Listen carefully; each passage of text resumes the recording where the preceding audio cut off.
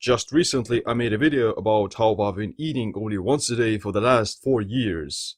In total, I've been doing intermittent fasting for nearly 7 to 8 years, and I don't really plan on quitting. Over the course of this time, I've been doing fasting for 90% of the time and almost every day. But is it a good idea? In this video, I'm gonna tell you, should you do intermittent fasting every day? Do you have to change things up? And how to do it? Do it. Most people that I've talked to have said that fasting and time-restricted eating is pretty convenient, and they would, do it automatically after getting used to it. I do have to say that being in a fasted state may feel pretty good, and it creates this positive feedback loop that you want to be in the fasted state almost all the time. A few studies have also shown that fasting mimics calorie restriction without needing to reduce calories by activating autophagy and sirtuins in the fasted state. These pathways are very much linked to longevity and increased health span. The difference between calorie restriction and fasting is that your body gets used to calorie restriction the longer you do it, and you need to gradually be decreasing your calorie intake all the time to reap the benefits. Does this apply the same way to fasting? Is it a good idea to be fasting all the time to keep on getting the benefits, or do you have to change things up?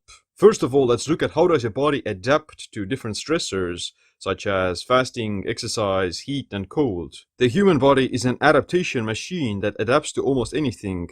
Exercise, cold, heat, starvation, and hypoxia are hormetic stressors that make the body stronger if you get exposed to them in small amounts. The more you do something, the more used to your body gets to that stimulus. If you were to lift the same amount of weights at the gym all the time, you won't progress and you would hit a plateau. The body adapts to fasting by becoming more fat adapted and stimulating certain pathways that promote stress adaptation and energy efficiency. They include AMPK, phosphotranscription factors, sirtuin genes, elevation of ketones, as well as autophagy. Fasting can indirectly lead to the growth of new mitochondria by activating SIRT1, AMPK, and FOXO3. This increases the body's energy efficiency, which is great for longevity and energy production, but it can also create mild metabolic adaptation because the body begins to need fewer calories. The body adapts to a lower energy intake by increasing mitochondrial efficiency and decreasing metabolic rate.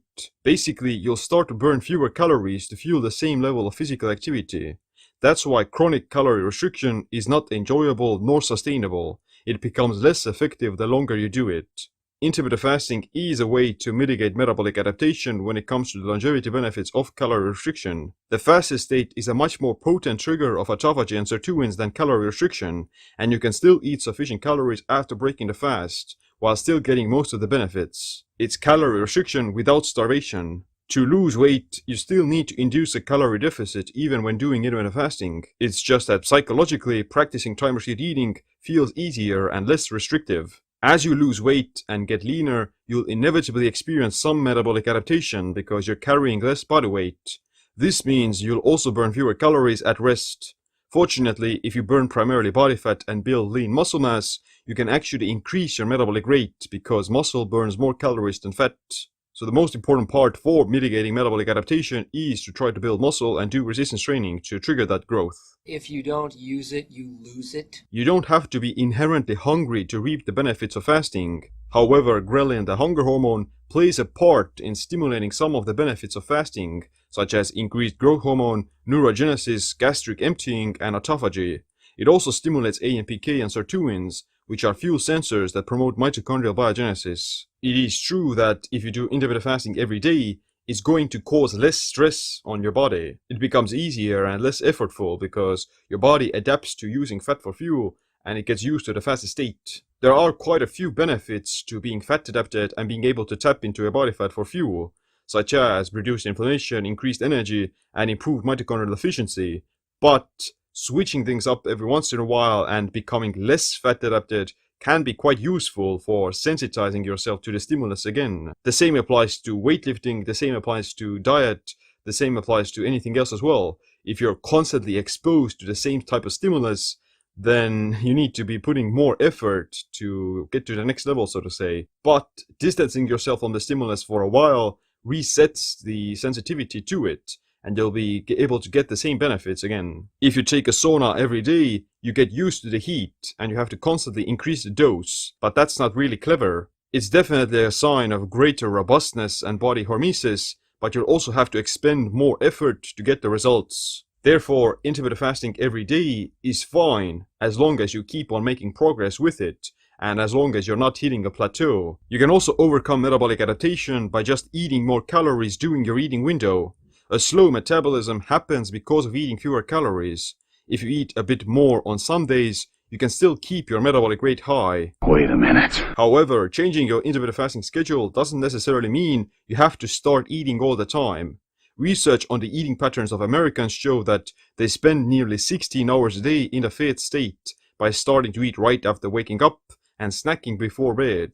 Time-restricted eating is a form of intermittent fasting that coincides with the human circadian rhythm. There are many ways you can practice this, but in general, it means you eat all of your calories during the daytime. Instead of eating right after waking up, you wait at least a few hours and stop eating at least 4 hours before bed. Even if you stop following a longer IF schedule like 16 and 8 or 1 meal a day, you should still do some form of time-restricted eating and ideally eat your food within 10 hours or less. You definitely don't need to eat over the course of 12 hours. So what I propose is that you can do whatever type of fasting schedule that you like, such as fasting for 16 and 8 hours, 20 and 4, 1 meal a day, whatever it is. Do that for like 90% of the time, and then the rest of the 10% just add an additional meal and extend your eating window a little bit to cause this hormetic response on your body and to sensitize it against the fasting stimulus. If you want to know how to optimize intermittent fasting, time-restricted eating, meal timing, and food combining, then check out my Metabolic Autophagy Masterclass. But other than that, thanks for watching this video. Make sure you click the like, subscribe, notification bell as well. My name is Seem. Stay optimized, stay empowered. Do it.